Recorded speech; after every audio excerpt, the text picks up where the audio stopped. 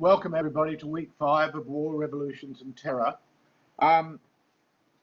Last week we began talking about the first phase of the revolution. What I will be doing today will be going through the different phases. So we mapped out part 1, if you like, of the first phase. Then we'll look at the next 3 phases, and then I'll go back again to look at some of the major players and moments within the revolution. One of the things I've tried to emphasize throughout this is how many different processes and players come together to make what we then see as one thing, that is the French Revolution. But at the time it is going on, no one was sure exactly what was going on, or very few. At one point, when the king said, "What's going on?" One character said to him, "Sir, this is a revolution."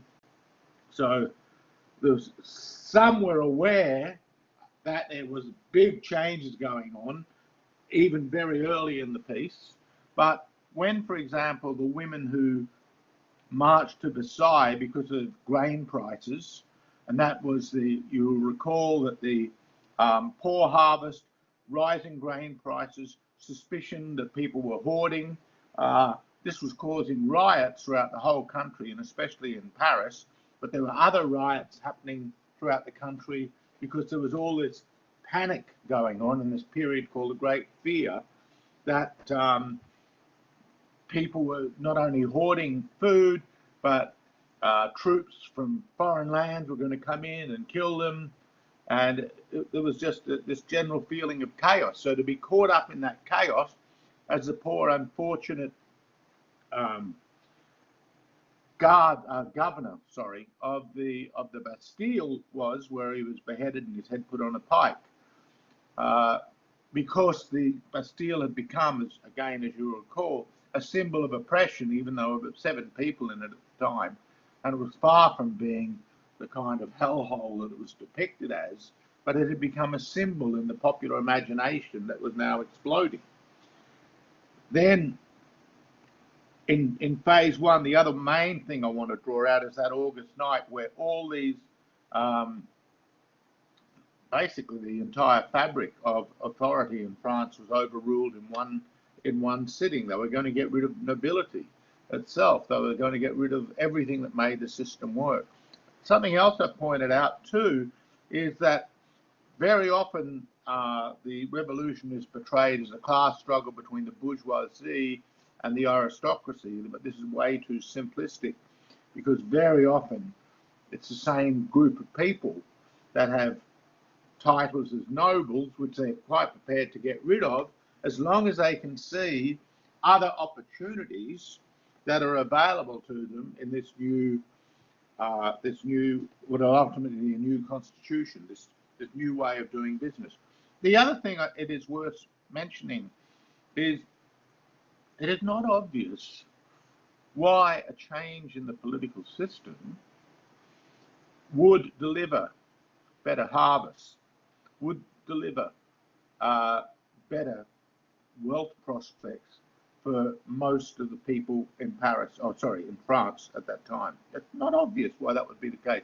Yet, at the time, the way it was being treated by the political elite was it was the most obvious thing in the world that if people had their rights ensconced, if authority, the modes of authority operated very differently, if the people really were sovereign, then all the major problems of France would be solved.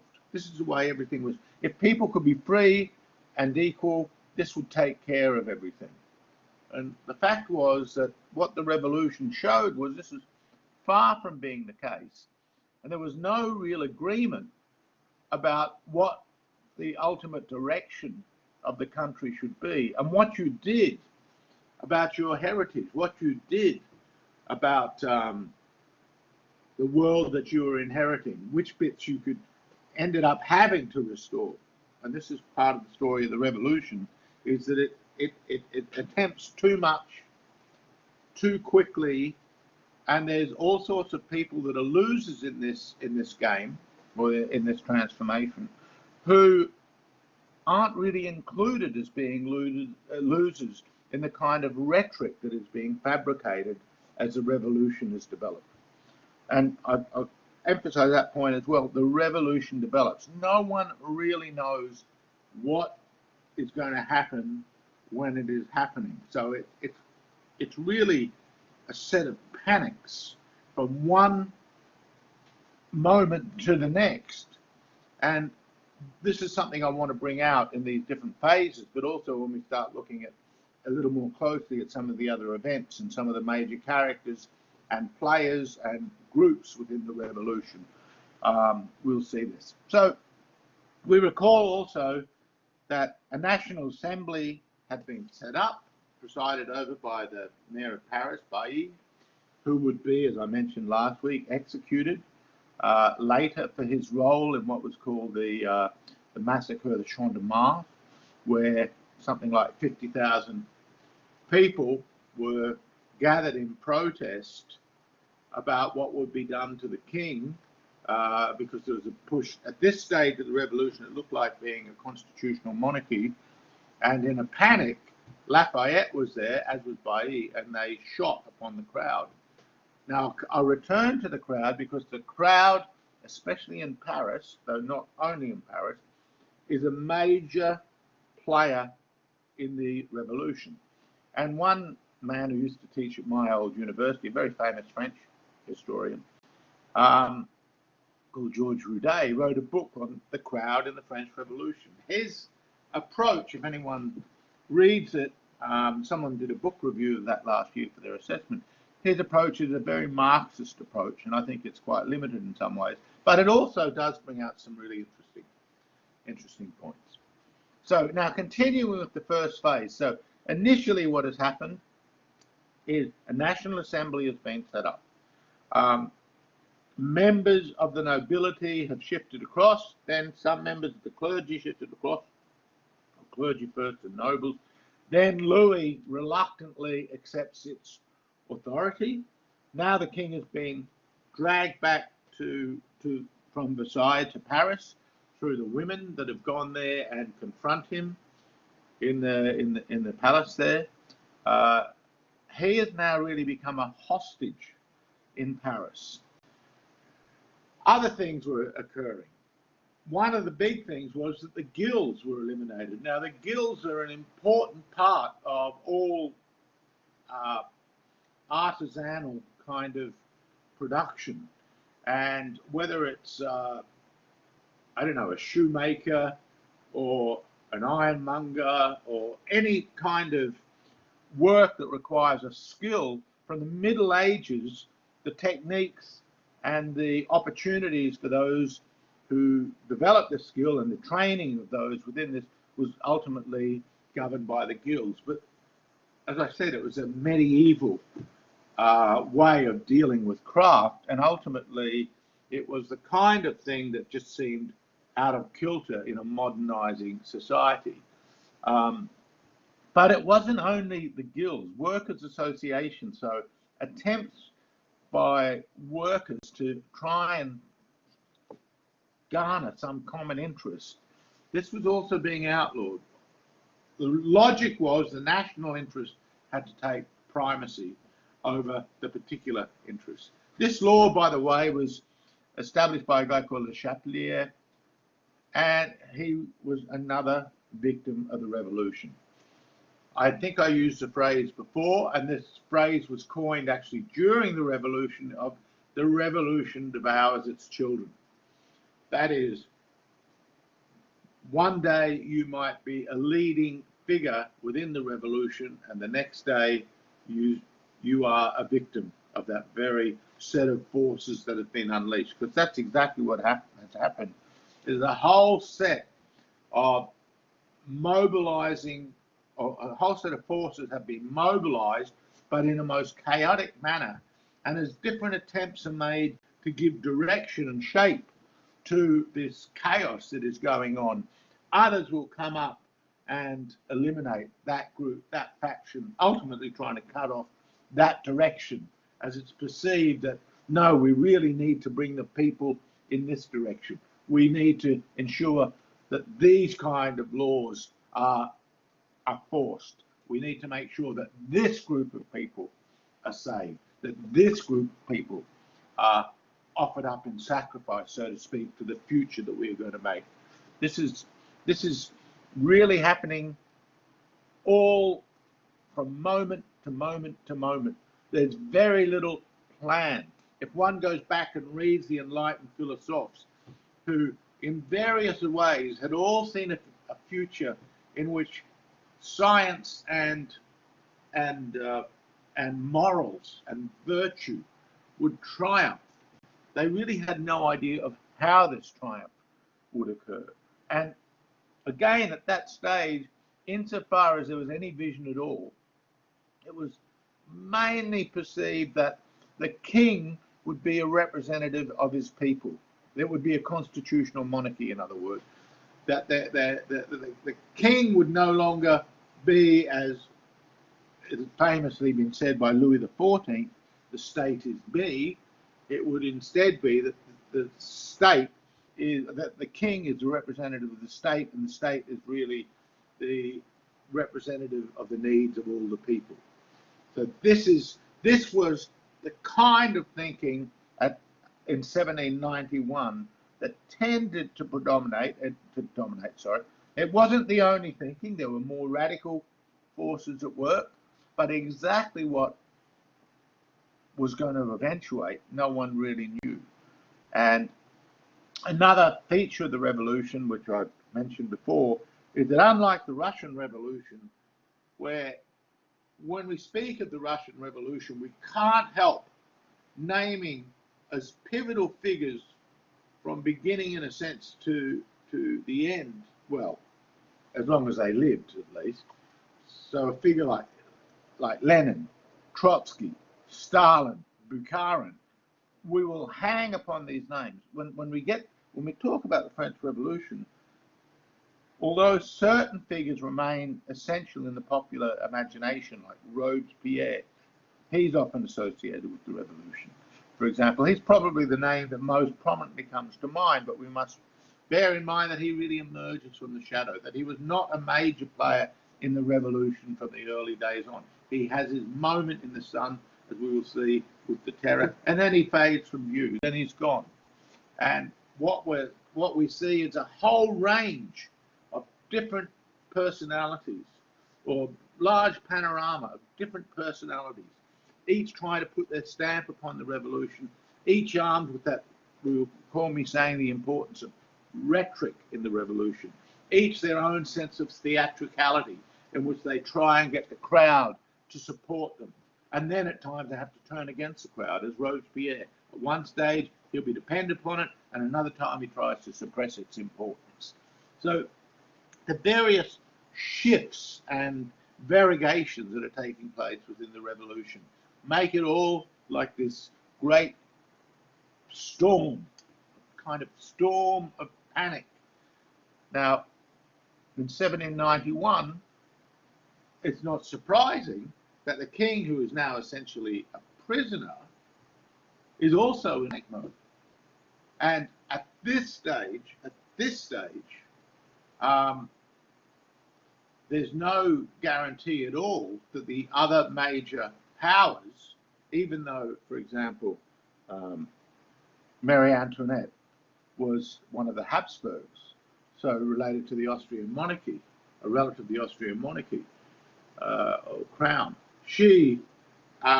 There's no guarantee that anyone's going to try and come and help them, even though the revolutionary rhetoric from very early on has made it clear that it is opposed to all kinds of tyranny which are dependent upon, and tyranny is equated with absolutist monarchical power. So it sets itself against this rhetorically, but it's certain contexts, and we will talk about the revolutionary wars a little later, they're going to be very important.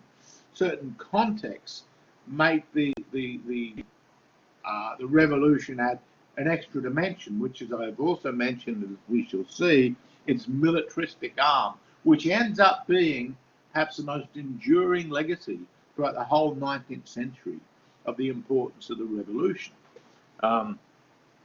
France will become the major continental military power of the 19th century, thanks to Napoleon. It will be wound back under Napoleon, but it will still be, its importance will not have, obviously not as strong as under Napoleon, as we will see, but nevertheless, it has become a major continental armed power. So the king and the queen, they're basically locked up. He is able to exercise, after much toing and froing, some kind of veto, but ultimately that can be vetoed. And in this circumstance where it's unsure what will happen, there's a decision to flee. And this is the flight to Varennes. It's in Varennes where the king and his retinue, they're traveling in disguise.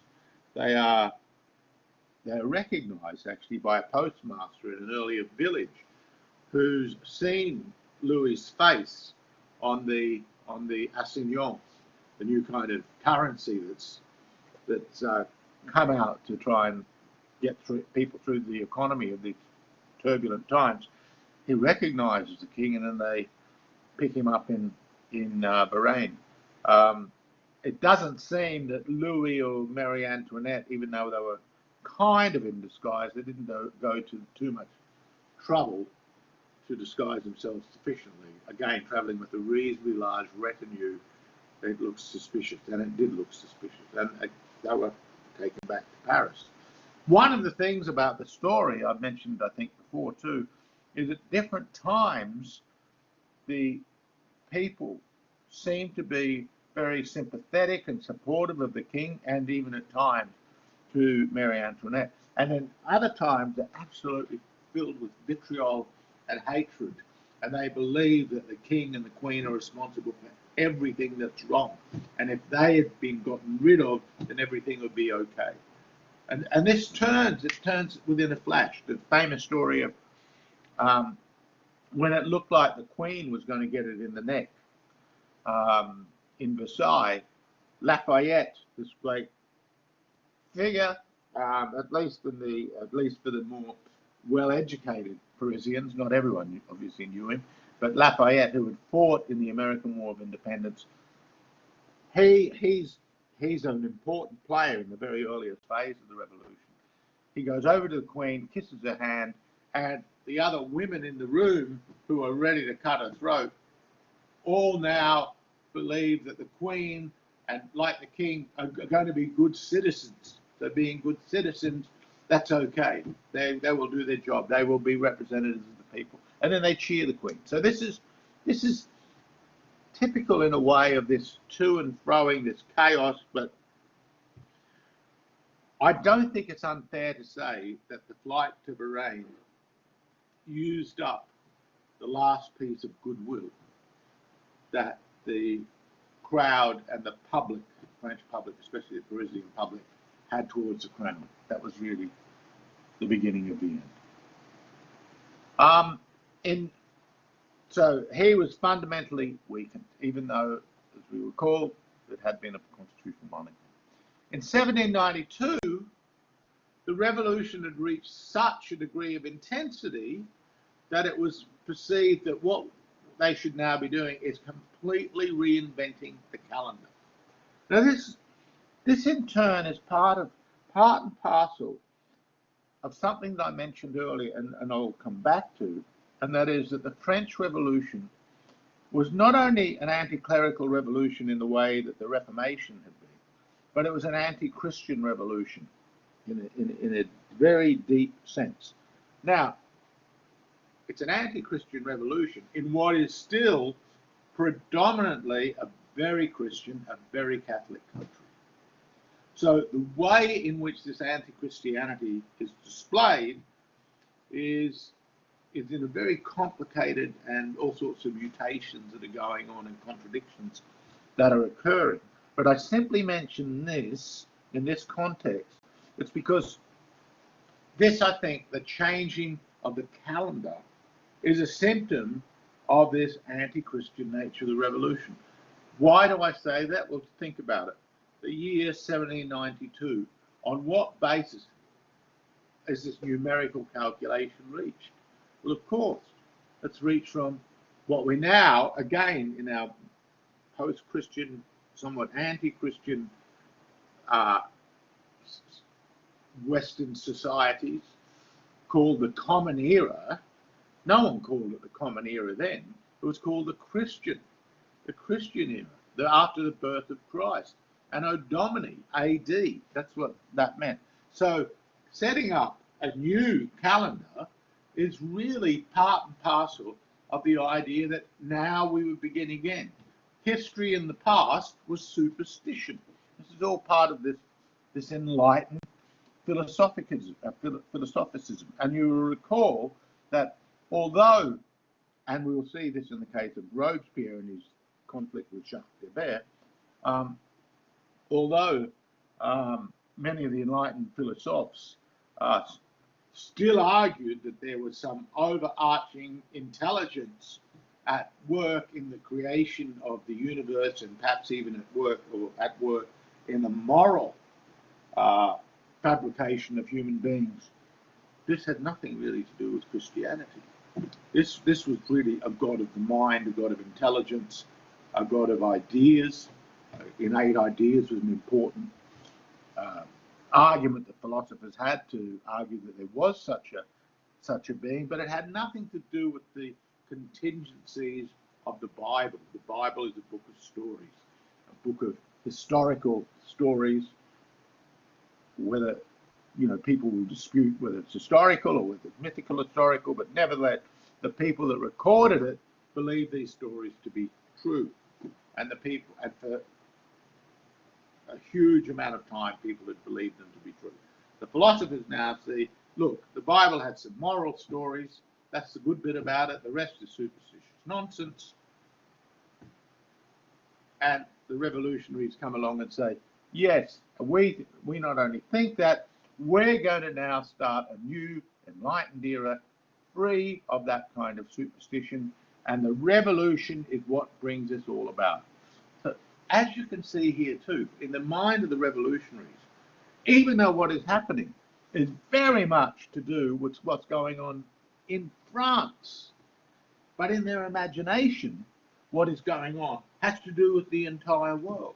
So Louis, what happens to Louis is really a symbol of what is happening to monarchy itself, what is happening into the whole system of order. This reminds me of another philosopher, Jean-Jacques Rousseau. Rousseau is less optimistic about progresses in the sciences, so he's not quite the same as Voltaire and some of the others. But nevertheless, he's an important figure in terms of the combination of sentimentality, which I mentioned last week, sentimentality and virtue, and these ideas that come from the ancient Romans, which is very much a part of the intelligentsia at this time. Rousseau's very caught up in that, not only the Romans, he loved the Spartans. So he, in his own imagination, he is a new Adam. And he writes the book, The Confessions, which is hugely popular in France. And Rousseau himself was hugely popular. There was a shrine to Rousseau, which people, including many nobles, will go and visit. And they would go and weep their heart out because of Citizen Jean-Jacques, the first citizen of the New World, the greatest man that had ever lived in his own mind. The man who confesses all his sins and shows what a marvelous person he is. So that he is the honest citizen. And the new man will not be caught up in hypocrisy and superstition, but will be free and will treat his citizens as equal. And in treating his citizens as equal, they will form a bond of solidarity. It's a solidarity of sentiment and a solidarity of intelligence, a solidarity around law. And as far as the followers of Rousseau and the major players in the revolution, in this first and indeed in the second phase of the revolution, by the third phase, this is starting to be really wound back. But in the first two phases of the revolution, this way of thinking is so dominant. The question is, well, what are the tactics? And and we'll come back to exactly what does this all mean? What will a constitution look like? What are the details going to look like? It's going to be very important. But the revolution starts from 1789. Sorry, the new calendar starts from 1789. We're going to create a new. Now, in 1792, France declared war on Austria. Now, this was led by the Girondin deputies. I'll talk about them in more detail later. Just remember them. It's going to be very important, but bear this in mind. It's the Girondin, the group that is said to be the betrayers of the revolution by the Jacobins later. They're said to be. They're said to be the sellouts. They're said to be not to have gone far enough. Yet early in the revolution, Robespierre opposes the war with Austria. And later, the Jacobins and Robespierre and others will see that France has to go to war. So the question was the timing, the tactics, the reason for war. But one of the reasons why the Girondins were really happy for France to declare war on Austria, this was a way of absolutely ensuring that Austria wouldn't support the crown. So they get Louis, who reluctantly agrees to declare war on Austria. In declaring war, what could be one of France's greatest allies is now its enemy. So it really depends on all sorts of things, how you assess this decision.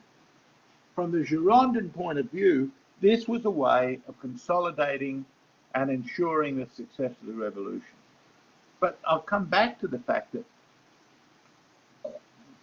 division over strategy is going to be the hallmark of the revolution. And so you've made one tactical move that another group who then rise to prominence for a brief moment see as a mistake. That mistake will be fatal. You could put it this way. There's very little forgiving in this process, especially in these first 5 or so years of the revolution, especially as the dynamism of violence and new constitutional ideas and the flurry of ideas is pouring out at this stage. It goes hand in hand with the violence that keeps mounting and mounting. Already by August 1790, so within a matter of months, the family are imprisoned. At the same time, there's royalist riots in La Vendée, Brittany, and Dauphiné. We'll come back to that because the Vendée especially is a site of mass rebellion against the revolution. Again, we come back to the crowd and this panic. And in 1792, in September, a crowd in a panic, fearing that there could be all sorts of forces now of reaction. By this stage, the clergy and the old nobles, they're all objects of great suspicion. And the idea was that, and it just seems to have appeared out of nowhere as mob spontaneous behaviour so often does, it's decided to go in and kill ex-priests, nuns, any nobles, and they basically kill all sorts of people. They're just massacred in the prison, so thousands are killed. It's a horror. It's an absolute horror, and it sent shivers up the spine of certain players within the revolution. I'll come back to this. Then there's the question of what do we do with the king? And basically, there were two positions.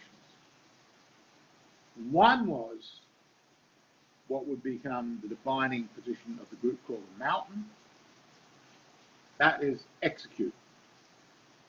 The other wasn't. The other, and this is sometimes misrepresented, I think, in my reading of the situation. The other position was let the people decide. Let a vote decide.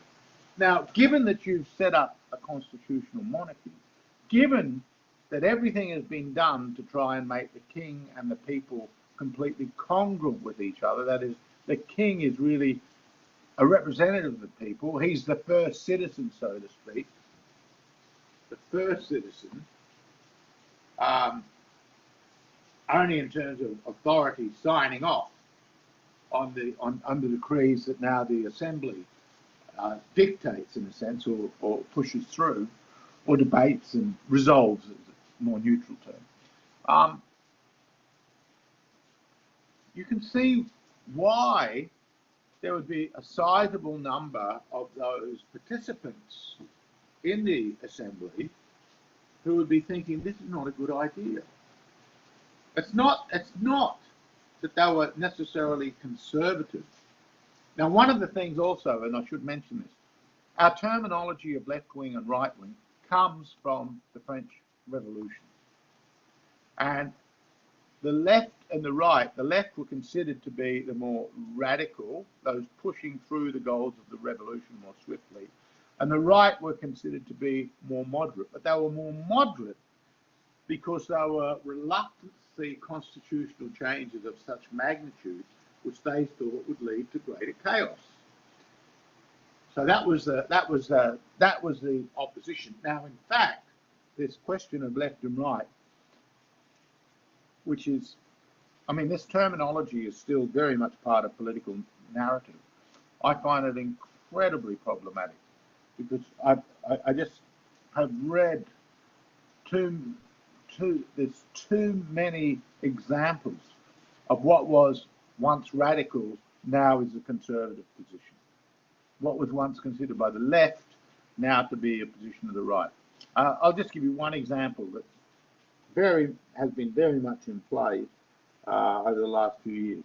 The idea that capital and labour should form a national alliance, that was very much a left-wing point of view for decades and decades.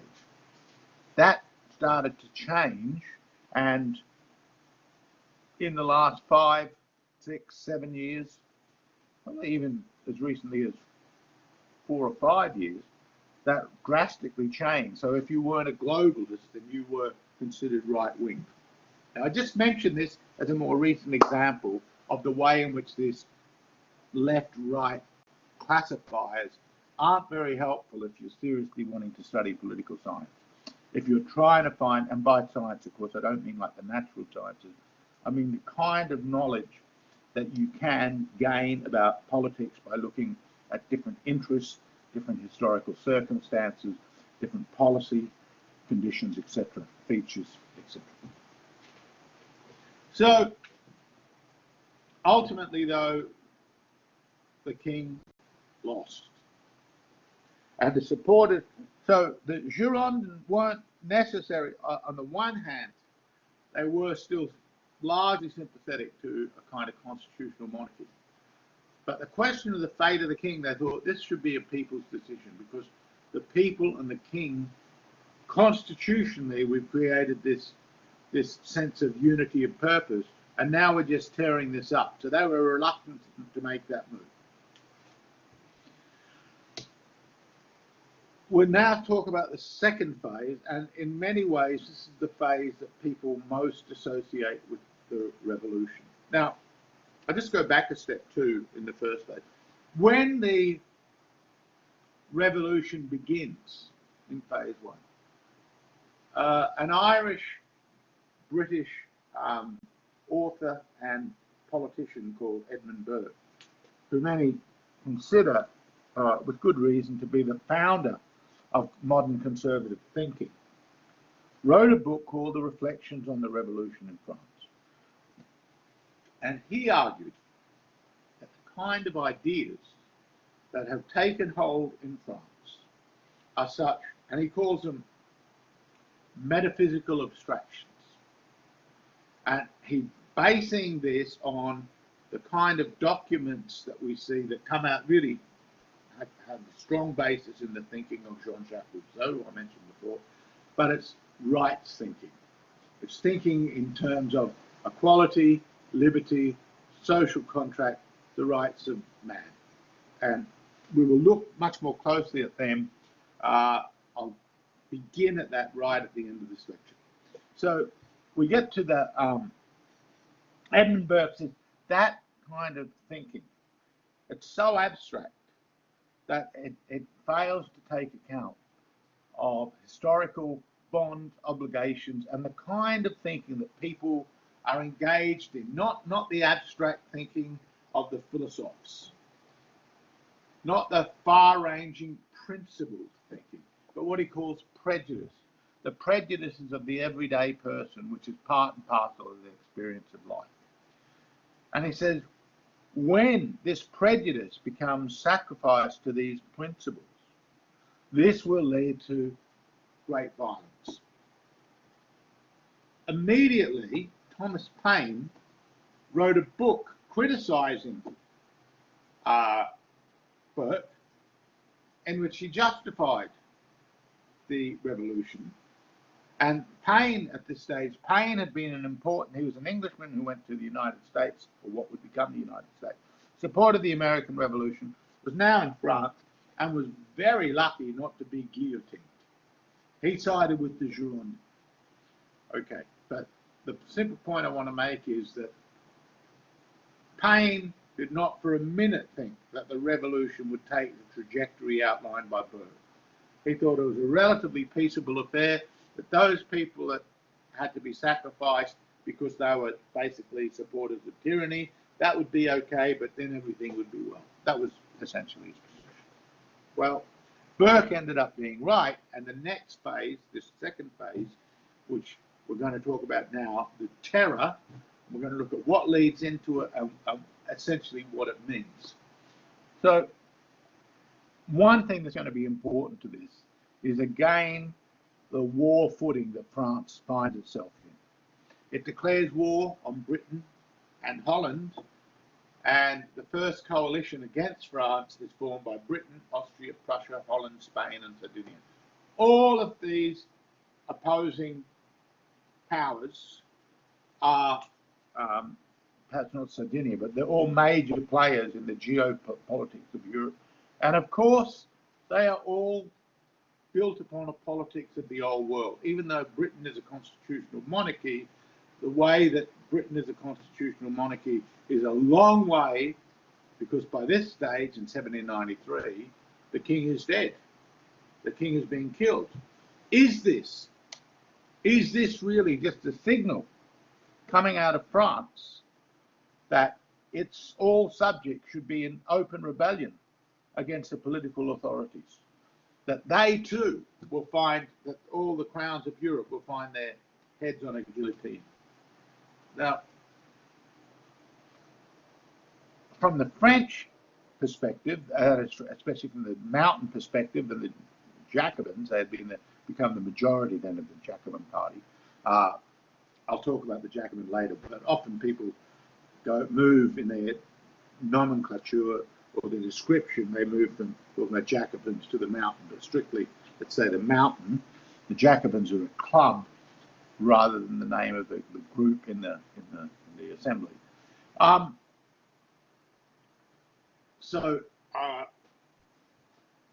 am I? Okay. By this stage, it's very clear that the revolutionaries in France want to export the revolution to the whole world. So even if imperial powers have not taken resolve to fight against them, in their own imagine, they think this war is inevitable. And you can see this great shift that's taken place from within such a short space of time, from the, what was it, June 92, April, sorry, 92, to February 1793. So within less than a year, this thinking has changed. Shortly after, this was the uprising in the Vendée. Now this was something that the French had not talked about for a very long time. It was an enormous event, something like 160,000, 300,000 died.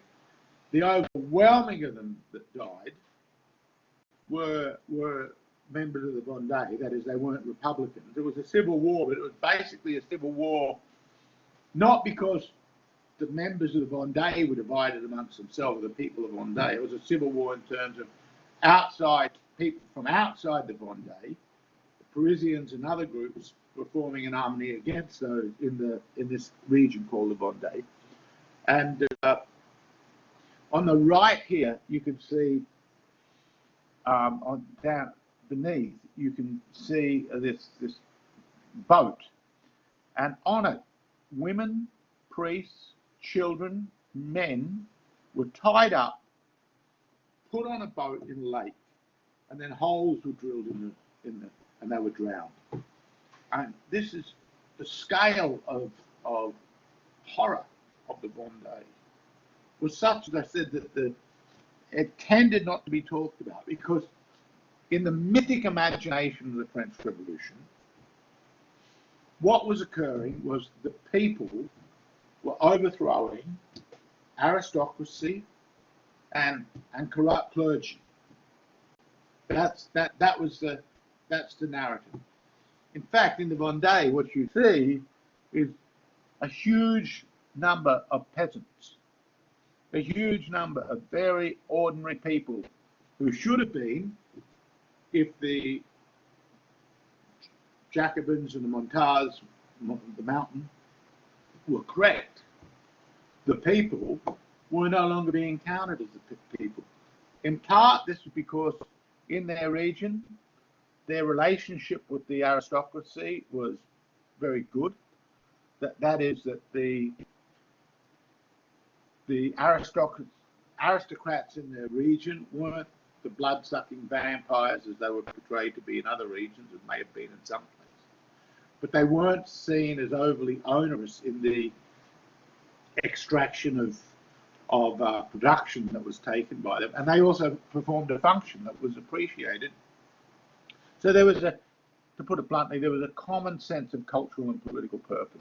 It was also a very religious reason. Unlike in Paris, where you had a lot of anti-Christianity, here in the Vendée, it was a very religious area. And when the changes were made to the church, which I will also talk about, I think maybe I talked about that last week, when the clergy had to take an oath to the state and essentially then became representative of the state rather than the church, or rather the church itself became an arm of the state. The people in the Vendée hated this. This was an attack upon their faith. And we are very accustomed to think cultures, other cultures, have something rich and wonderful about them. But in the West, it's often this narrative of culture is applied very selectively. And that is something that comes out of the revolution. That is, from the revolutionary side, the people of the Vendée, their faith, their tradition was just seen as rubbish. That's just superstitious nonsense. And what we in Paris, what the leading figures of the revolution are doing, that is really the kind of culture that we should be developing. We should be, as Robespierre does, we should be offering sacrifices to the supreme being. We shouldn't be out there praying to Our Lady, praying to saints down on our knees in a church. This is all superstitious nonsense. So this will return to the Vendée because it's different phases. It's very important. And the other point I wanted to say is when Secker did his book, Secker wrote his book, there was a lot of historians really opposed this. And because France, in the 20th century, it's overwhelmingly bought the mythology of the French Revolution. There was very little genuine critique going on. And then it starts. It starts in the 60s and 70s and is a product of this revisionism of the revolution. And I think you get a much more balanced picture when you see its complications and the different factions involved. So in April 1793, the Committee of Public Safety was established with dictatorial powers. In essence, and we'll come back to this committee, we'll look at its composition and its raison d'etre, but ultimately this is the moment where France becomes a dictatorship.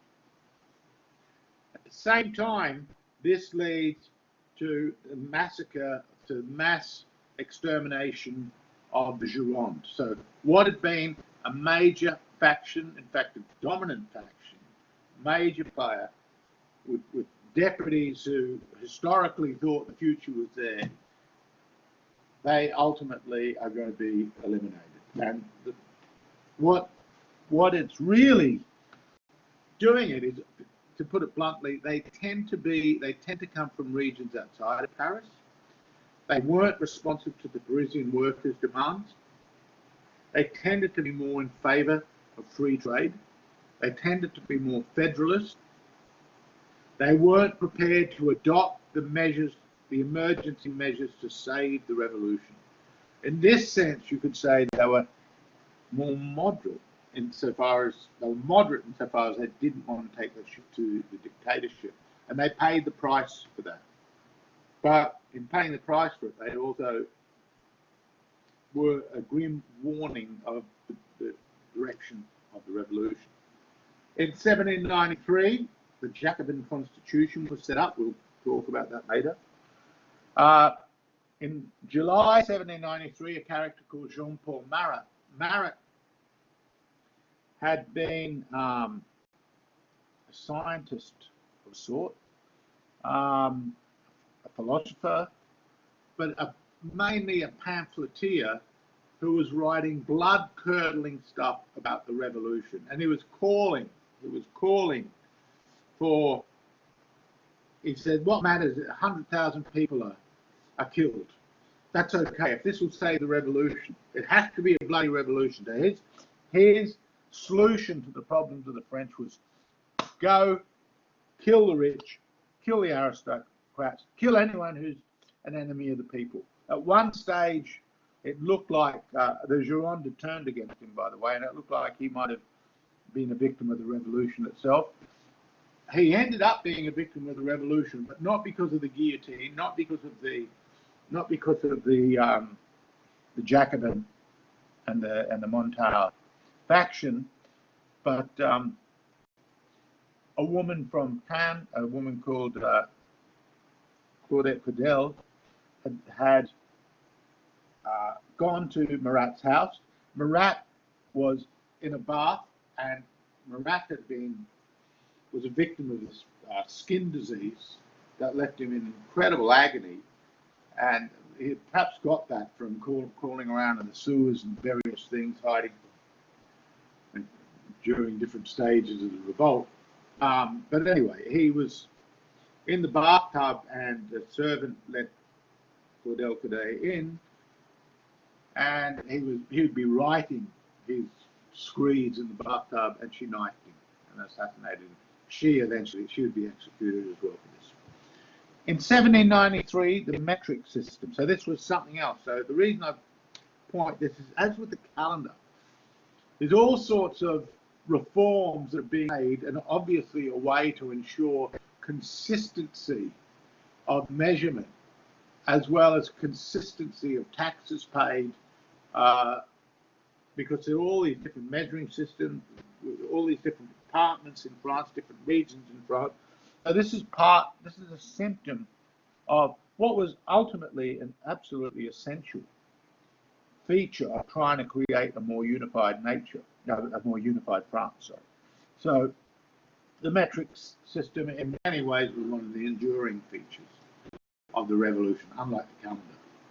Now, when initially what happens is the Gironde aren't allowed to attend the assembly, there's a huge uprising in various parts of France. So France by this stage is divided into 83 departments. 49 of those departments have protested against the prescription, but in 13 of them there was really a federalist revolt. So here's another point. You recall and we'll compare this with the American Revolution. And I think this gives you a good idea of how kind of random.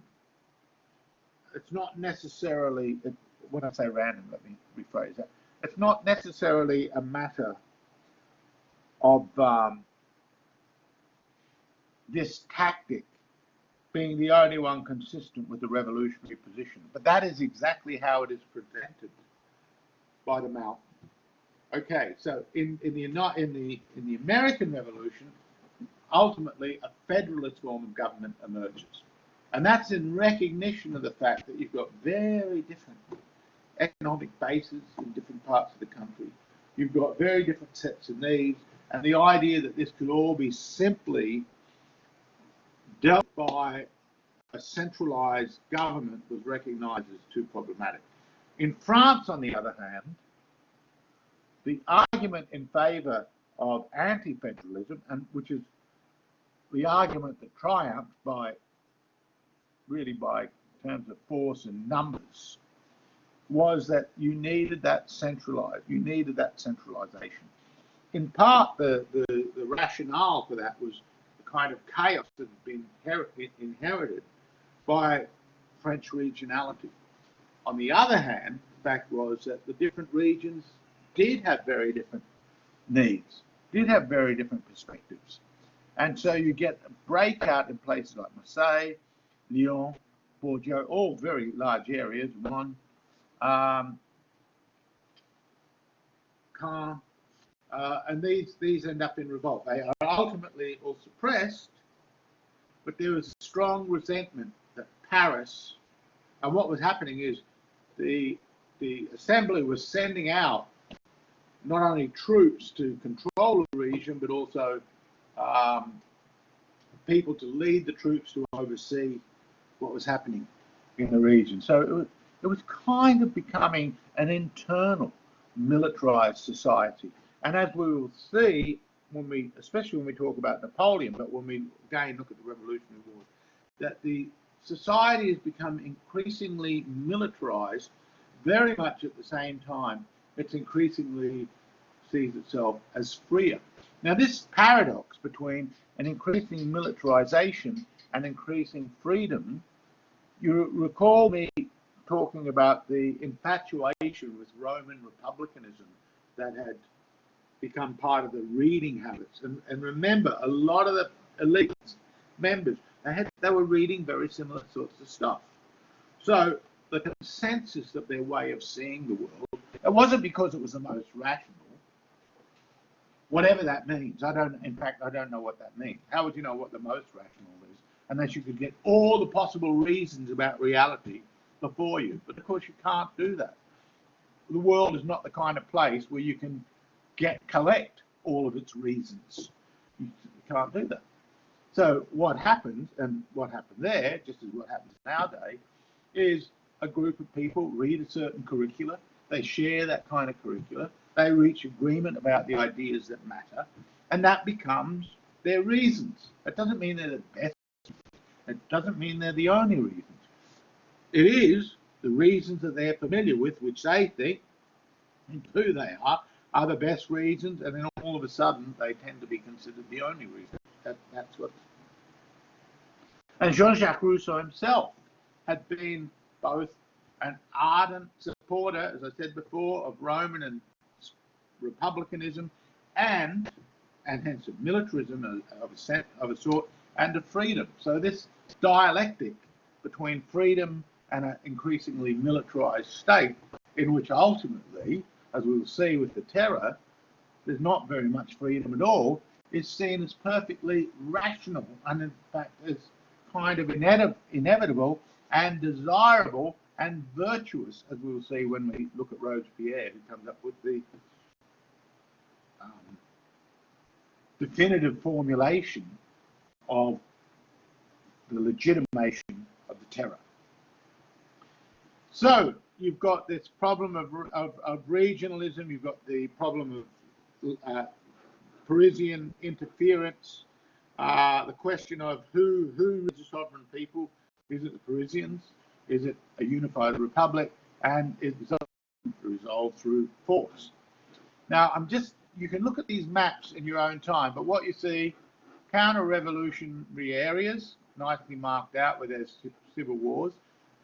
So you can see that it's sizable, maybe a bit over a quarter of France is in some kind of civil war, and this is also where you see large-scale executions.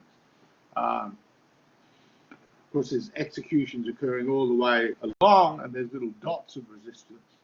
And you can, again, if you look at this civil war, but then you look at insurrections, and you see, wow, it's a very divided country. It's not all unity of purpose, what's going on.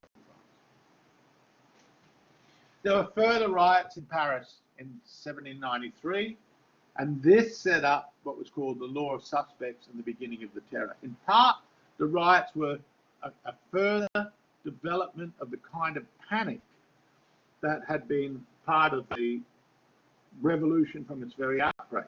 But now the panic was also to do with other troops massed upon French borders, and basically the war. So all sorts of rumours. No one could trust anybody.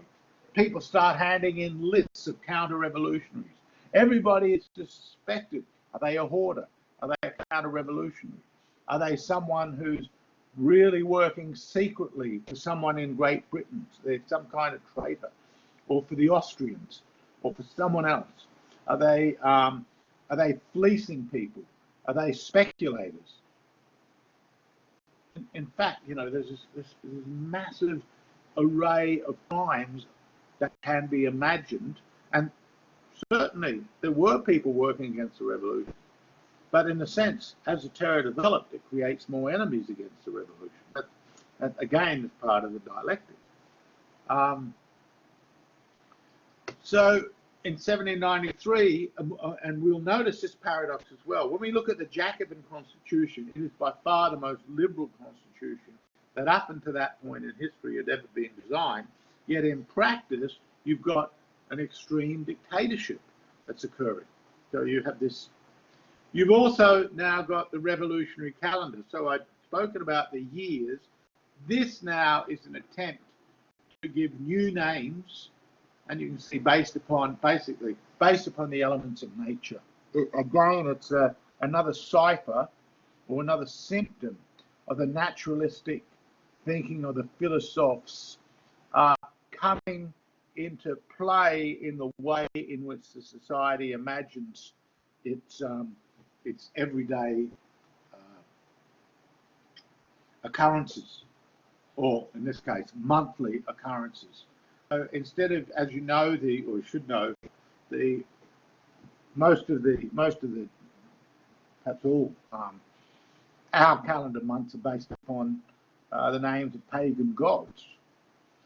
January, Janus, Thursday, Thor, and so on. Whereas what this is based upon is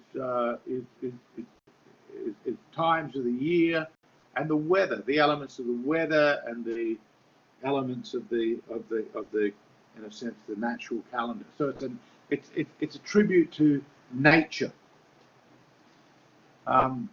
This, unlike the metric system, no one really saw this as a great idea. The other thing the revolutionaries did, and this didn't win them any favours, along with the metric system, they introduced a 10-day week. Well, it didn't take long for people to think, hang on, I used to get off at least, one day. I used to get off Sundays. So on the seventh day, like God, I could rest. But now this lot, they don't really care much about God. Certainly not the God of the Bible. So that none of that means anything. Now I can get off 1 day in 10. I don't like this. A big moment in the revolution came with the abolition of slavery. Now, in the French colonies, it had already been abolished some 3 years earlier, but the fact was that there was something like 5 million Frenchmen who very often are working in the coastal towns. So they were reliant upon slavery from the West Indies and elsewhere, but basically bringing in cheap products which could then be sold in France. But there had been a slave rebellion in Haiti working in accordance with the ideas that came out of the French Revolution. Ultimately, though, Napoleon would put it all back. That is, that it was restored. It was restored in the colony. So, but this, it's for some, this is one of the high points of the revolution itself. That the French were to eliminate, and even this was even before Great Britain had done it, to abolish the slave trade, abolish slavery. But it didn't endure.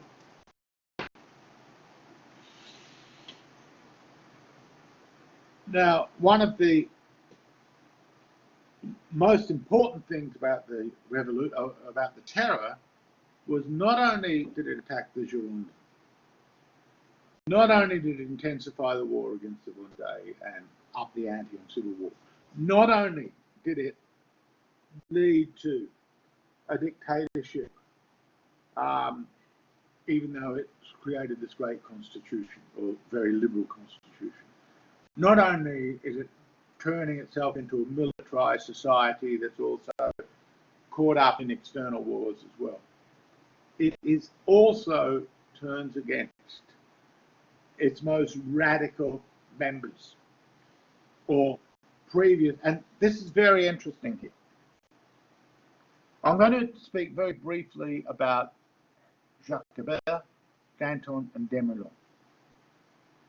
I strongly recommend, in terms of Danton and Desmoulins, I can't emphasize enough that I really hope you go on YouTube and watch the movie Danton. It's a brilliant political movie made by a Polish director called Andrzej Wajda, and it was made at a time where the Soviet Union is just beginning to show all the various rupturing things. No problem for me, no problem. So there's this, Danton had been a leading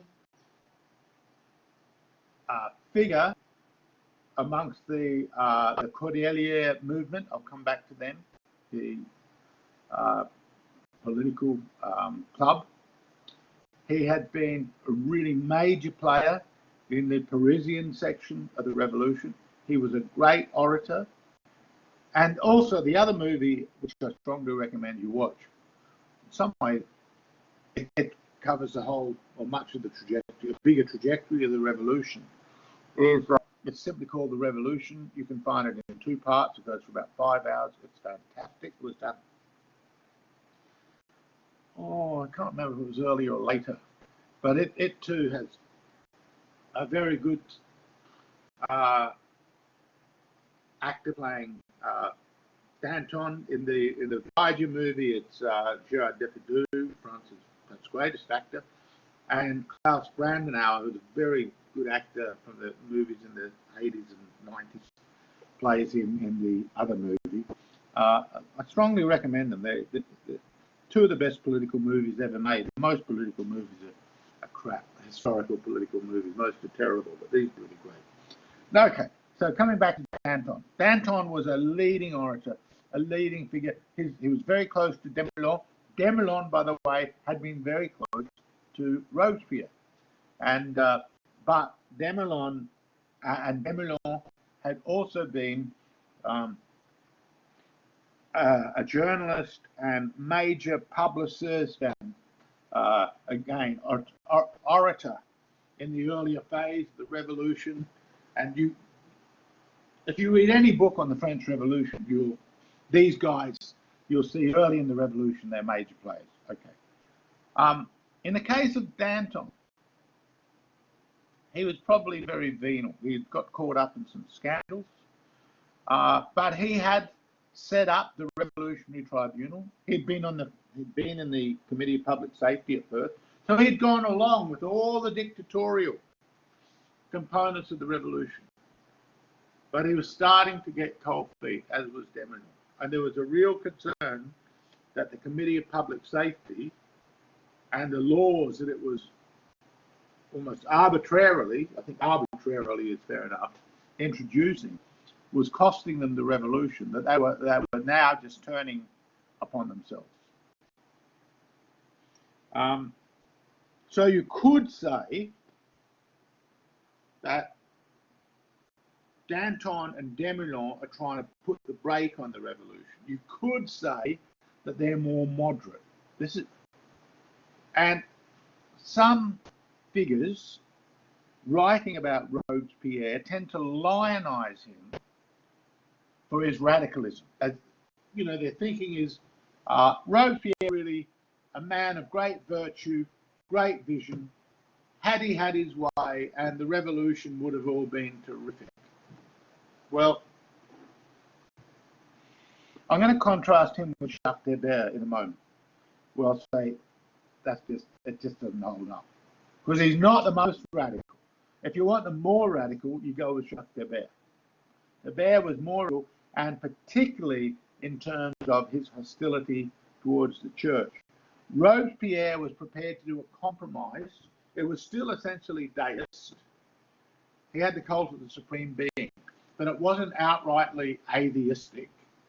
And he didn't think that atheism would provide a kind of set of sentiments that citizens could live by, which were good for patriotism.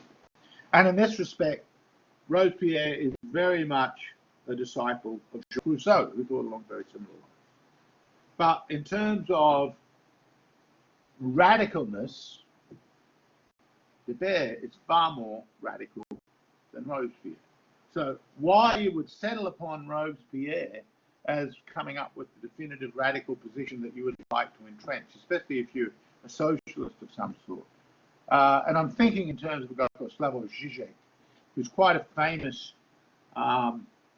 he calls himself a Marxist philosopher. I find his work very uneven. Some of it's quite funny, some of it's quite insightful, some of it I think is complete. That's up to you, I don't care. But he does write a little book on Robespierre, and he lionizes Robespierre, and he also writes a preface to a book about violence and Robespierre, and you can also see him being interviewed on YouTube talk about Robespierre, where he's a great supporter of Robespierre. And I just think he's not consistent. He should be defending Desbert, not Robespierre. He's got the wrong law. So, you know, I don't think that's very smart. In the case of Danton and Desmoulins, the character of Danton is enormously, he's reputed to have, after, he said, he said to the executioner, show them my head after I'm executed. Pull it out of the basket and show it to the crowd. This is a head worth gazing upon. And what the trial of Danton also showed, and this is well brought out in these movies, is the way in which the whole judicial system now was being twisted by the Committee of Public Safety to try and get outcomes. So if once you were accused, that was it, you were in trouble. All the stuff in the Constitution about legal propriety, about the rights of man, once you were now being accused, none of this counted for anything. So people like Danton and Desmoulins basically argue, well, what have we actually fought for? We've just moved to another kind of dictatorship. But to say it again, they had gone along with it. So they were, in a sense, victims of the machine that they helped create. But they hadn't realized that there were others trying to take that machinery even further. Robespierre is caught between one set of more extreme, that is Desbert and his faction, and those less extreme, Danton, Desmoulins. But you see, as I say these words extreme, they're just not very helpful words. I want to qualify that immediately. They're not helpful words because ultimately it's a difference around tactics. And one of the reasons Danton is singled out is because he was seen as ultimately corrupt. He was seen as taking money from swindlers and caught up in schemes. And this corruption was, and he ended up a very wealthy man from the revolution. Like Robespierre, he was a lawyer. And as we see, as I said before, a large number of the revolutionary elite were lawyers. This was their time in the sun, so to speak. Anyway, this was the devouring of its children. And Robespierre it's at this moment, it's at this very moment that Robespierre consolidates himself as the face of the revolution. It did not last long. And had you been looking at the French Revolution up until the moment of the trial of Danton, Danton would have been by far one of the most important players. But as I said, there's so many. And by this time, Lafayette's also. He's also out of the picture. Mirabeau is dead. Brizot gets executed. The Girondins have been executed. So all of this is happening very, very quickly. It's all on the fly. It's not predictable. No one foresaw it. If anyone had said to Robespierre a year earlier, you'll be responsible for the death of Danton, he would have looked at him as if they were totally crazy. How could that possibly be? Danton's with me. Until the moment they're not. The law of the 22nd prairial, we'll talk about this later, so I just mentioned this, if you're familiar with it. It was a law, okay, Claire, a law that would free the revolutionary tribunals from control by the convention. It would strengthen the position of the prosecutors by limiting the ability of suspects to defend themselves. It was this law, the prairial, that ultimately undid Danton. Because Danton was such a great public speaker, there was attempts to keep the people out of the courtroom, to have it in private. So it was preordained what was going to happen to Danton. So what had in fact been, again we'll come back to, first phase of the revolution, constitutional monarchy. What is a constitutional monarchy? It means no one is above the sovereign. Sorry, no one is above the law. The law is ultimately sovereign. The law is ultimately sovereign. So the crown, as a representative of the sovereign, is a representative of the people because the people are the law. You can see it doesn't mean anything now when you've got this law of 22nd prairial. It just doesn't mean anything. Again, what's governing it? Exigency, panic, momentary crisis. You have to deal with this now. This person now is showing himself to be the enemy of the revolution. If this person gets the crowds of Paris behind him, Danton, then that's going to overthrow us and the whole revolution will be in vain. Panic, panic, panic. Until after the execution of Danton and Desmoulins. And there's various others, but they were the two most famous in that lot that got swept up in that particular round of execution. The committee finds itself divided. There's a panic in the assembly. There's a real panic. There's rumours that there's another list, and who might be on this list. And Robespierre was working in very close conjunction with a young man called Saint-Just. Saint-Just was in his mid-20s. Saint-Just was I'll talk more about his personality a bit later. And Couthon, and ultimately there'd be division within the Committee of Public Safety, and a division in the larger structures, and Robespierre will be turned against. He would try and get support from an armed group within Paris, and he retreated to the Hotel de Ville, but ultimately they found him, or those looking for him found him. He was shot in the jaw, and he went to the guillotine. The executioner, if I recall rightly, ripped off the bandage with his jaw that he'd been shot in the face. Ripped that off. He went screaming to the guillotine, but there was something. It was kind of horror show, and the terror. There's all. Now this is. Remember me saying the French Revolution. It's theatrical. It's a public spectacle. All of this is taking place in public. the execution of the king is done in public. It's the guillotine is set up in a very public place. People go there as a kind of spectator sport. Remind you of the gladiatorial games in Rome. They just go there and watch people being executed. This never-ending kind of flurry of death that's occurring. People putting their heads in this machine and getting it chopped off.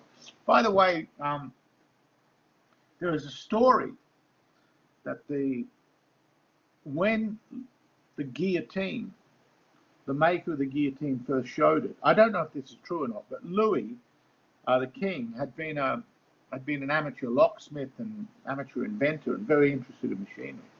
And in the one movie on the French Revolution, not the Voyager, the other one I mentioned, the Revolution, which picks up on this rumor. I don't know if this is true, but it certainly was a rumor at the time, is that when Louis examines a little model-sized version of the machine, he says, really, have you thought about having the blade on an angle? Because then it would work quicker, it would come down quicker, it would be a cleaner break. If there's any truth in that, that was great irony. Anyway, it's also that Monsieur Guillotine, who devised the guillotine, himself had his head chopped off by the guillotine.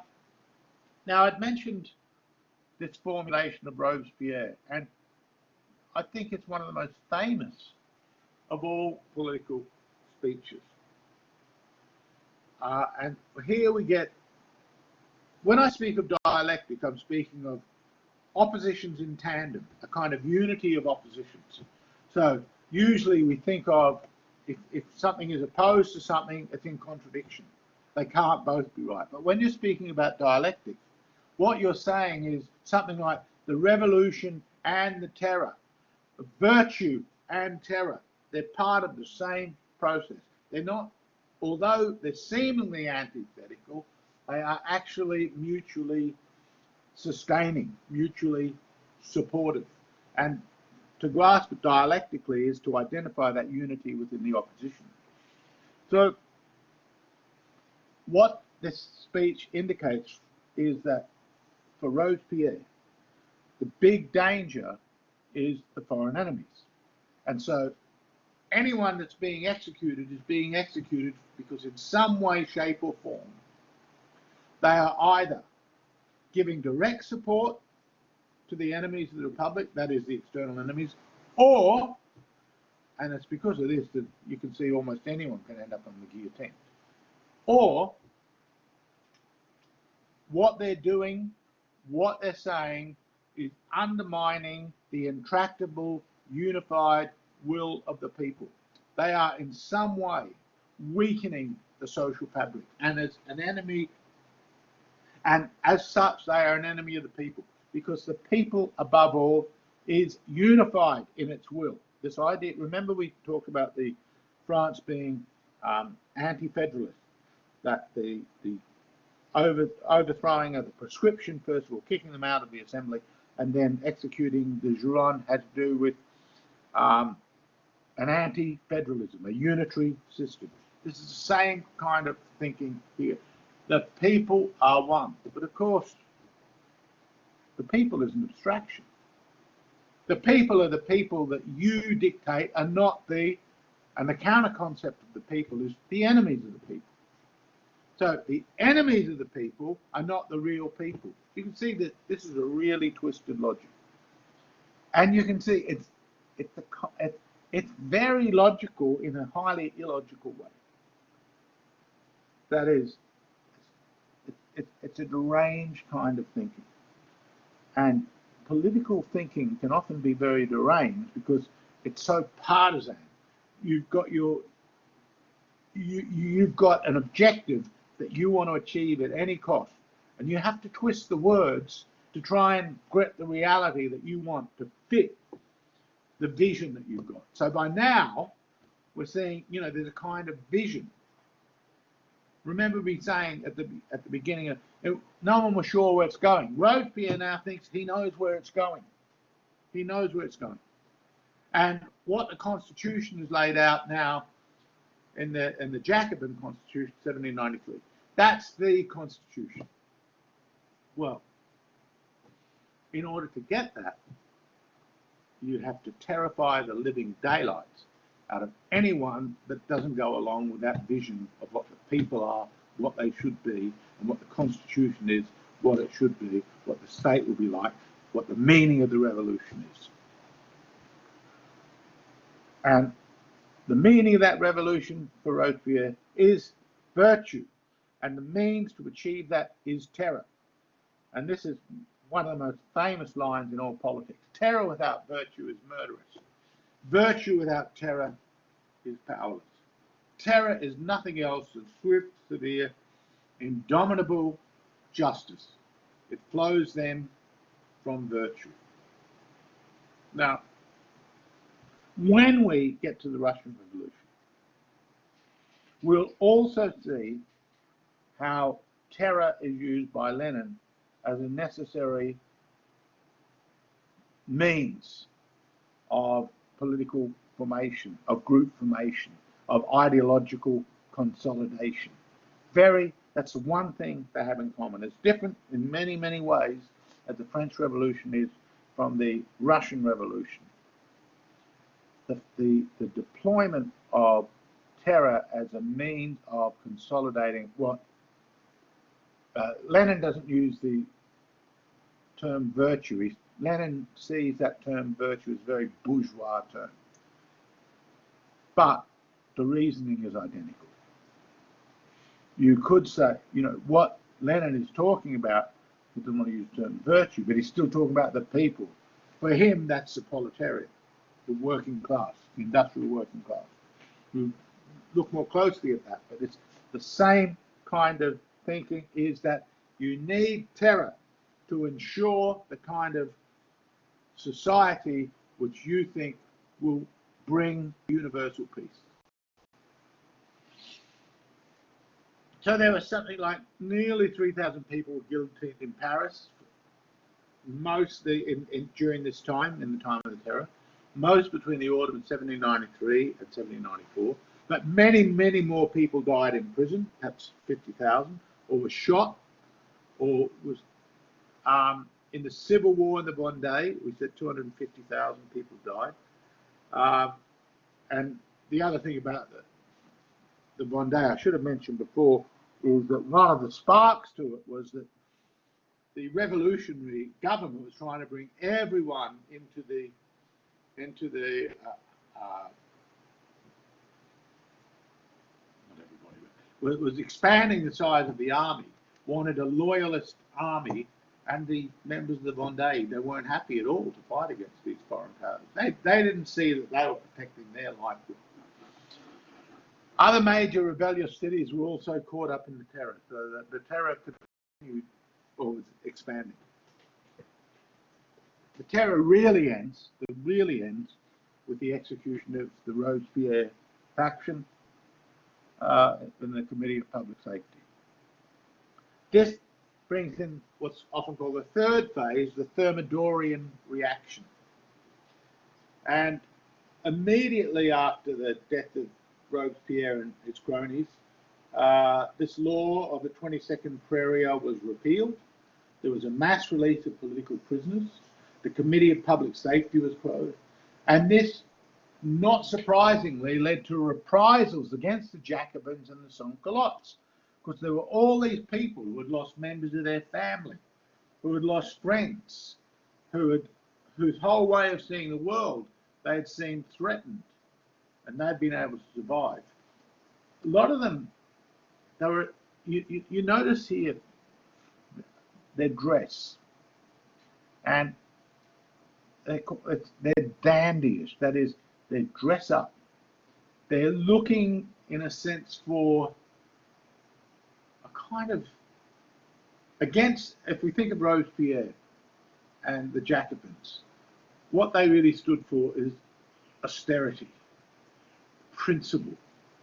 There's, in a sense, it's a very grim world of abstraction, equality, freedom, solidarity, brotherhood. See, I list all these terms. What you're not, and politics holds everything together. Politics patriotism, virtue. Now look at these people. Perfumed, well-dressed, displaying, play, sensuous, still sentimental, but sensuous. Very, very different. Basically what they want from life is not something that can be delivered through politics. They are, in a sense, wanting themselves to be the object of their own art. And this is actually becomes a type, the dandy type. And it hadn't been unique to France. There had been, the dandy had also occurred in England, and it would develop through the 19th century. The great French poet would write an essay on the dandy, or an essay in which he speaks about the dandy at considerable length, Charles Baudelaire, and he considered himself a dandy. So they're flamboyant, but they're political in the Thermidorian reaction in this way, is they go around in gangs and they go looking for ex-Jacobins and they go and give them a damn good thrashing if they don't outrightly kill them. They're called the Incredibles, the Muscadins, or the Incroyables, the Muscadin, the perfume that they put upon themselves, or the Merveilleuses, the marvelous women. So what you see here too, it's a kind of aristocratic sensibility, not necessarily ex-aristocrats, but it's a sensibility, a resumption of the courtly world now come into the streets. It's basically an act of defiance against what is perceived as a very narrow and very grim view of what what the meaning of existence is. Here, there's a kind of celebration with a violent twist because they're so angry about what has occurred under the terror, and here's an opportunity for them.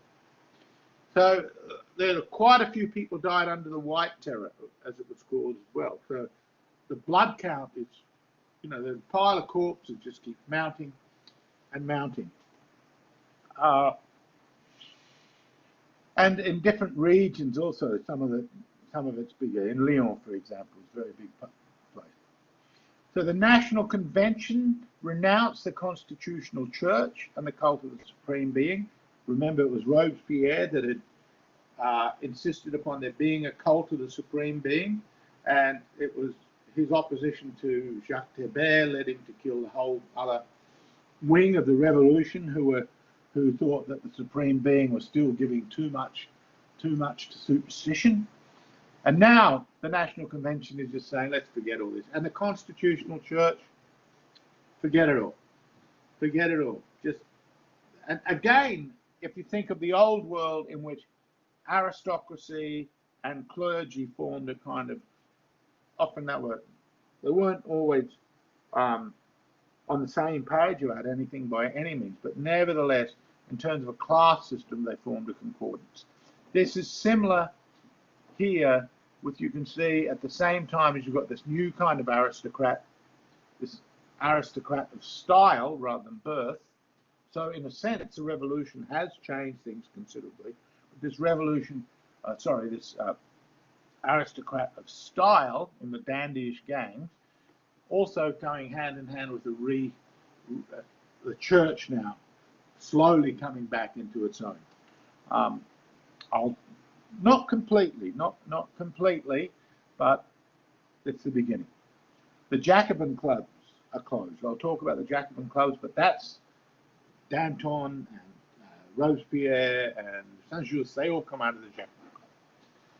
And the revolutionary tribunals are then abolished in 1795. Then there's this phase called the Directory. Again, this is a short phase, so that the Thermidorian reaction is really just the continuation of the forces against Robespierre and identification of what is the most radical, revolutionary, set of aims that really don't have that much support. There's some support for it, but the Thorndorian reaction is to put the brakes on it. Ultimately, it's an act of self-preservation by people who themselves could see that they would be next thrown under the bus, so to speak. The directory. Now, what's very interesting about this is, although it's not a restoration as such, it's really a winding back of the much more radical political program of the Constitution, the Jacobin Constitution, which I'll look at in more detail later. It's a five-man executive, the Directory, and a bicameral assembly. It's basically showing a fundamental mistrust of democracy. Now, given, and one must bear this in mind, how relatively few people did actually exercise the right to vote, because most people in the countryside, as strange as it may seem, sorry, not sure why that happened, as strange as it may seem, to modern people for whom political participation is so important. Sorry, something's happened. No, it's okay. Strange as it may seem why this is so important, it was a fact that most people in the countryside especially, they weren't that interested in participating in politics. They weren't even that interested in the Constitution. Ultimately, the things that mattered to them were grain, food on the table, work, a certain kind of stability. So the chaos of the revolution, which might give momentary, source of interest, but in the main, this was not something that could endure. So the directory was basically an attempt to provide stability. By this stage, in 1795, Napoleon was the commander-in-chief of the Army of the Interior. What ultimately would be the march of Napoleon to seize the revolution. You could see it as the completion of the revolution or the end of the revolution, and in a way it's both. Loans, there were forced loans placed on the wealthiest citizens. The French and Austrians agreed to an armistice, so that's a holding off, stopping to fight, ceasefire, so to speak. There was an attempt in the Vendée War to reignite it. That was suppressed. Napoleon was still caught up in all sorts of wars, and particularly in Italy, but not only there. A character called Gracchus Babeuf was sentenced to death.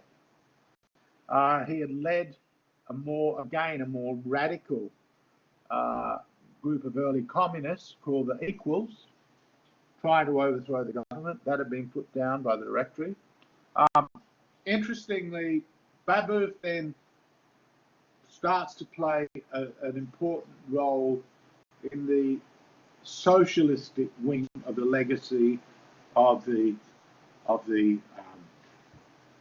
French Revolution. I'd mentioned to you earlier, right at the beginning of the course, that the three major ideologies of, well, apart from nationalism, which in many ways is the most important ideology of modernity, liberalism, communism, and fascism, all of them, you can see certain features of France, revolutionary France, embedded in them. And they will develop along separate trajectories throughout the 19th and 20th century, where the Second World War will be the ultimate conflict between these three ideologies, and that will play out even through the Cold War. Okay. So there was also a return of those that were royalists, that were now more forthcoming. They wanted to retreat to that earlier constitutional type, saying that this has been nothing but chaos. Ultimately, they had been successful in some elections, but they were ousted in a coup in September. Wars continued. and you basically had a politically divided directory councils. And then there's what's called the 18th Brumaire of Louis Napoleon, Brumaire being one of the months, of course, of the revolutionary calendar. So towards the end of 1799, Napoleon had brought about a number of changes. Ultimately, he would become emperor. He would become emperor. So in many ways, you could see why you would argue that's absolutely the death of the revolution. But certain initiatives that had emerged during the revolution, that had been consolidated by the revolution, also continued. So in 1800, Napoleon created a central. He introduced price controls, maintained labour laws. He recognised the church, the Concord, and he finally did a deal with the church, acknowledging it to be the religion of most citizens in France. At the same time, there was a charter of Protestant liberties.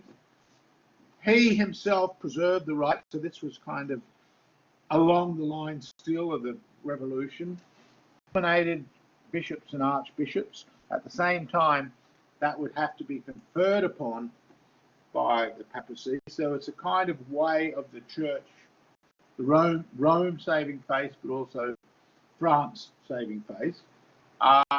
They didn't restore confiscated property, so it never went back. At the same time, anyone that was a purchase of former lands were guaranteed possession, but the clergy were to be paid as state officials, so that continued. Again, you recall that the citizenship oath of or the civic oath of the clergy in France, in some ways, could be seen as a continuation of the Gallic Church, which was already not completely controlled by Rome, but nevertheless, with the civic constitution as a whole new dimension, which is now this is being wound back. That's really the point I want to say. A number of priests, and we see this, that a number of priests start to return from exile, and many of the constitutionally appointed priests, remember, but you had to marry as a constitutional priest. You had to marry, and you didn't even have to be a Catholic. So this was a very, this was very humiliating for the church. Now, a number of them now lost their position. It was a kind of restoration of a sort to what had previously existed. Perhaps the greatest achievement of the Napoleonic Code, of Napoleon, was the creation of the Civil Code. And this was already during the Revolution, there was an attempt to try and create a greater legal unity within France, but this was only partly achieved. Mainly because there's just so many things happened, but in the main, they set up a whole, a much more coherent, centralized body of law. It was built upon principles of equality. Women's rights were still restricted. Napoleon was no great recognizer of women's rights. Property rights and rights of the citizen. It abolished primogeniture. Primogeniture is the firstborn inherits everything. In terms of property inheritance, it's very difficult. If you have primogeniture, the problem is that the other kids don't get anything. If you don't have primogeniture, the problem is that as everyone gets everything over time, there's nothing left in the pot. And historically, there's been different systems in which one or the other has presided. He created a system of lycees, selective secondary schools, which were designed to train the future leaders and ministers of France. And like the lycees, like the Code Napoleon, have been an enduring part of French. Okay, now we're going to go back again in time, because one of the reasons I wanted to take you through the phases was to introduce you to main events, main players, and I also want to introduce some other players to give you an idea of and other events and other parties and associations, because the parties and associations are very important. So One of the first we should speak about was called the Committee of the 30. They met at the home of a guy called Adrien Dupont, and he was important because this grievance list, the Cahiers de Doléances, which I had mentioned before, basically just prior to the revolution, the Crown had wanted to get all the information it could about what was ailing people throughout France. What was it that was causing consternation? And what Dupont did was he made them public. They were never meant to be public, but he sponsored the circulation of this, and this would have a huge impact upon the political elite now having a kind of program. They could focus upon what was seen as needing to be repaired. He would ultimately be arrested by Danton, so another early revolutionary gets arrested by Danton, but he fled to Switzerland, where he was able to survive. Now, other members of that committee include some of the most famous people in the earlier phase of the revolution. Mirabeau, who I've mentioned before, very venal, aristocrat, great public speaker, very much in favour of constitutional monarchy, but one of the early nobles to make a very pronounced and prominent stand on behalf of the people, so he identified with the people.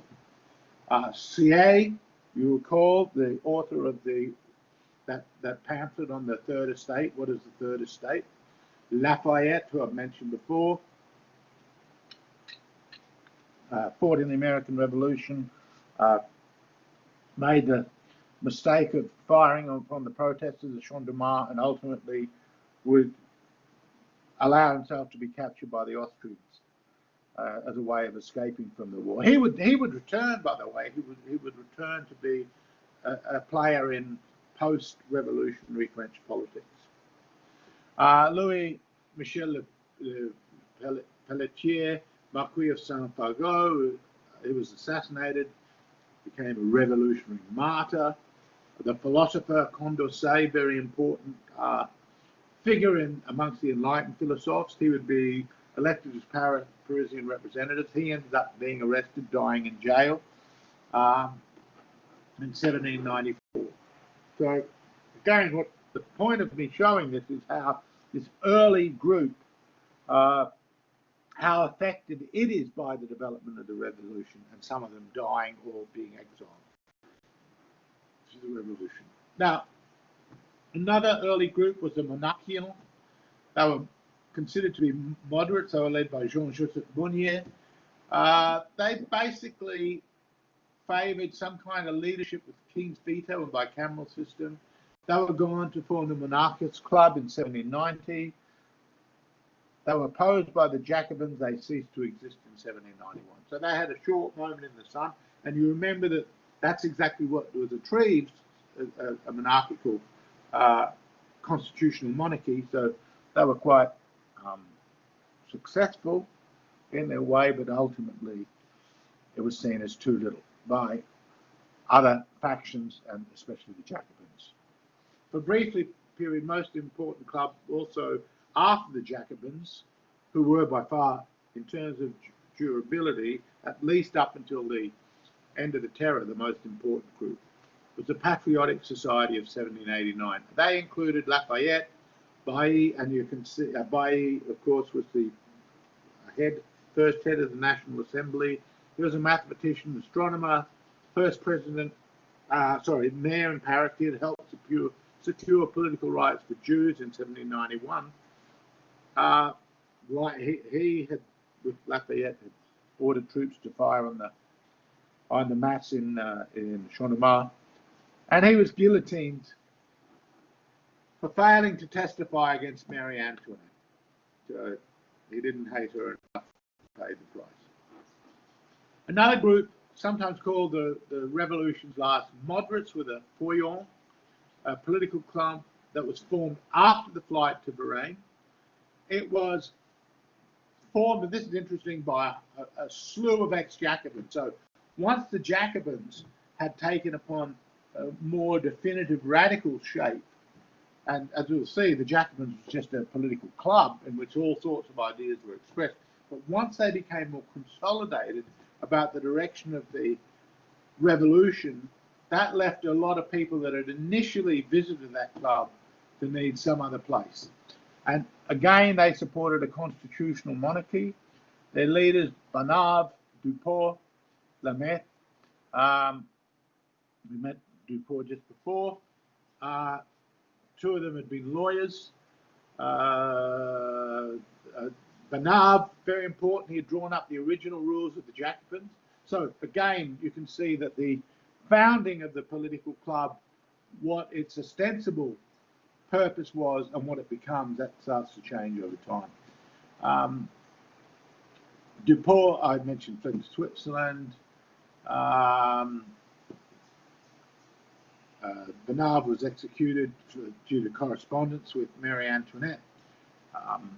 Duport also advocated universal male suffrage, opposed the death penalty. By the way, Robespierre had also opposed the death penalty, but that didn't stop him drawing upon it when he needed to.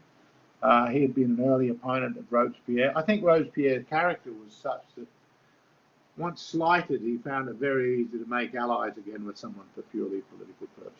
He seemed a very vain and not an easy character at all. But I don't want to put too much upon his personality. But then again,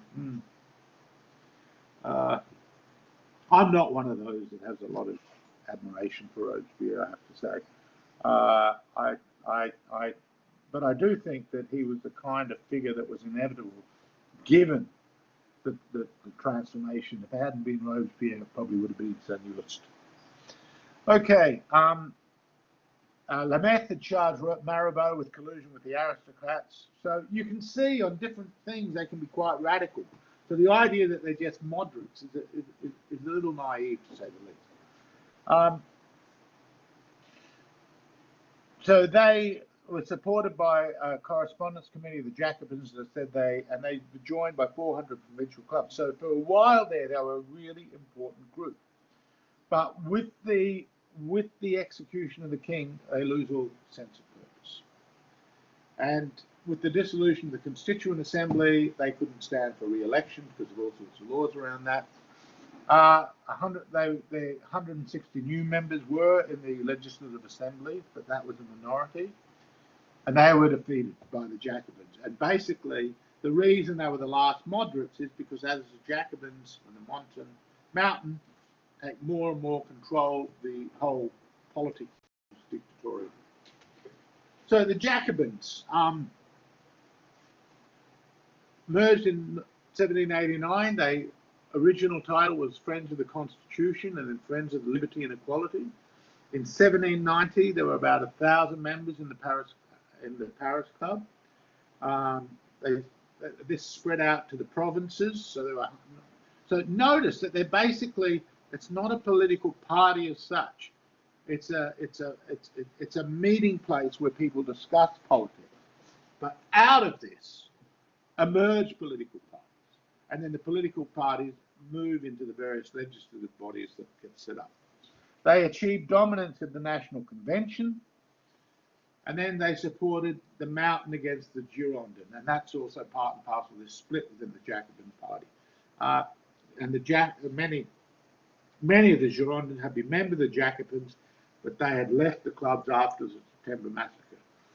Again, an event like the September Massacres, how one responded to that, crowd behaviour, very much dictated where one was going to be positioned on the overall trajectory of the revolution. If one starts to see that massacre as really a horror, as many of the Girondins did, then already you put yourself in opposition to this group that is now saying it's the people.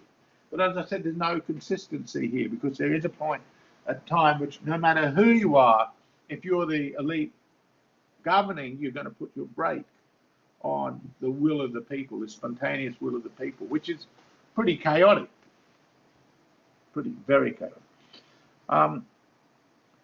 They were the force behind the Robespierre majority, the Jacobins in the convention.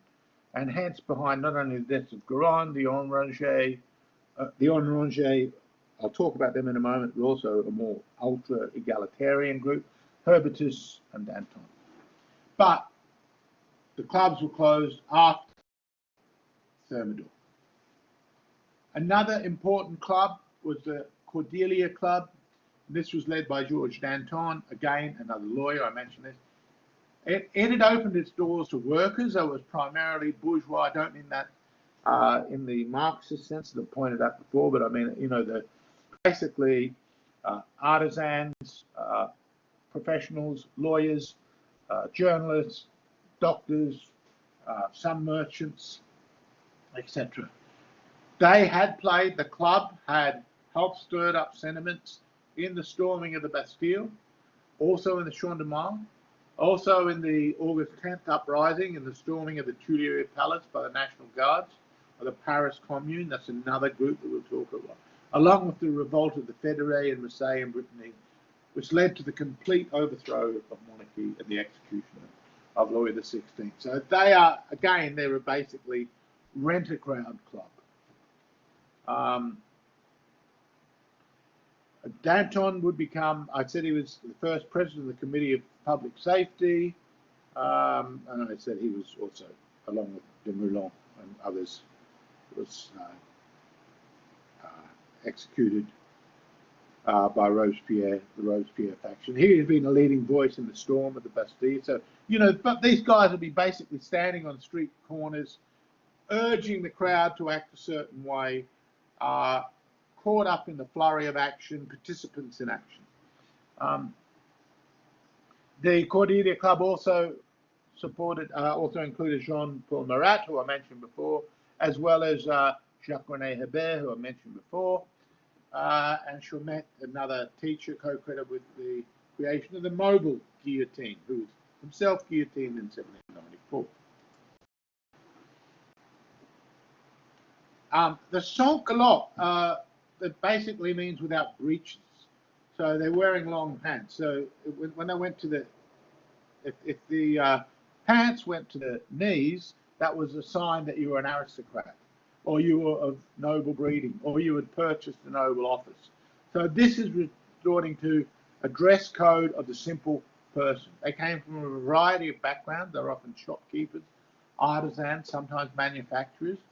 They were a major element in the crowd. So when we're talking about the crowd in Paris, the sans-culottes are a really important component of it. So it's kind of amorphous. It's not like they may have been a member of the club, but not necessarily a member of any club.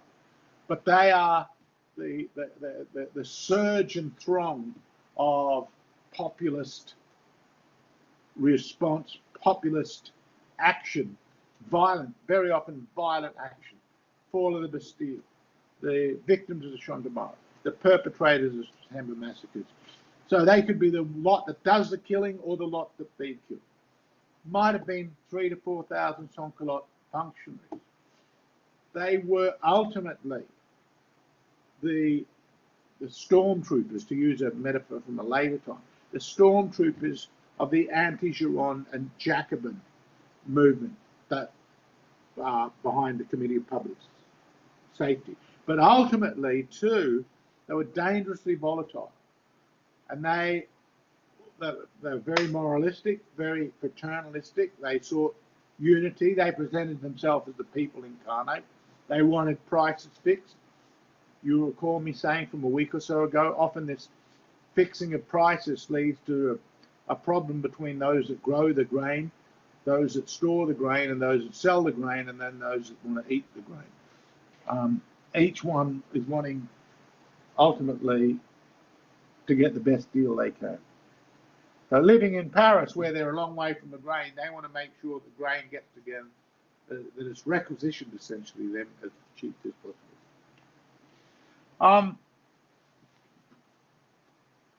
Unlike I mentioned before with the Jacobin constitution, when you see how it was voted upon, I'll give you the numbers later, but you can see it's most of the countryside aren't interested in it. The sans-culottes are very highly politicized.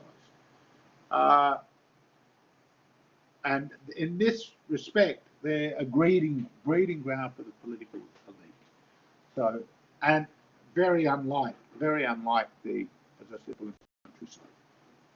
The Enragés, they're another group, very egalitarian group. They're led by the former priests, especially Jacques Roux. Again, he'd be executed. In fact, I think all of these guys would be executed. But they represented the more radical demands of the sans-culottes. So again, within the crowd, you'd have some group pushing for more violent action, more direct participative political formation. They would attack the wealthy and the speculators, advocated price regulation and even women's rights, but ultimately they would be turned against. And there's the Paris Commune. This was a kind of state within a state. They governed Paris commencing from 1789 to 90, but from also 1792 to 1790. It's a kind of urban dictatorship of insurrection. It really becomes a law unto itself. So when the Legislative Assembly, which you recall is made up of the entirety of France, if it doesn't suit the Paris Commune, they're not prepared to go along with it. So its leaders include Danton, Desmoulins, Hébert. It has 144 delegates, but ultimately it sees itself as the real representatives of the people.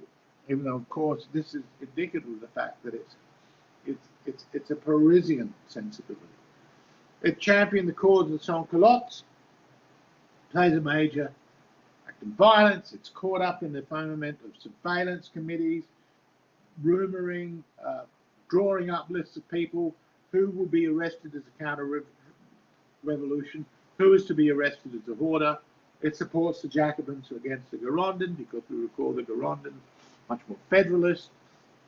So the Unitarian position is, you can't help but seeing, I think, that's very much the Paris position. Now, it doesn't mean that it only is the Paris position, but the Paris position is the ultimate leverage in it. It was very supportive of Hébert, and ultimately was very anti-religious, very anti-Catholic. And this is part of the reason Robespierre starts to turn upon it. But when he himself was in need of a communard insurrection to save him, so he tried to put it down, because the political committee of public safety was trying to stop the, you could say, those further to the left than themselves, the Herbertists, as well as those more moderate, supposedly. As I said, this is very sloppy language, but nevertheless, this suppression of the communard by the Committee of Public Safety would come back to haunt it, because when Robespierre tried to activate this group in his support, he couldn't get very many. I'll make one more point now. I'll end today with the Committee of Surveillance. This emerged spontaneously in 1792. Again, what it was going around is looking for people, scouting out anyone that could be considered to be an anti the revolution. It grew out of the Paris Commune. It had a big part to play in the September massacres. But basically, every commune in France had a committee of surveillance. This was basically like a kind of secret police. When we look at the Russian Revolution, we'll see how one of the earliest things Lenin has to do is set up a secret police to ensure the preservation of the revolution. Well, this is like a secret police. Their role is to collect lists, to spy upon people, and anyone that's seen as a problem or traitor to the revolution, to pass on that list. Its powers were broadened by the law of suspects, and what was going on in the Federal Revolt and the Vendée also fueled their importance. And again, when the reaction of Thermidor occurs, there's great hostility to this lot, and a lot of these people that were part of the committees of surveillance will find themselves at the receiving end of the White Terror.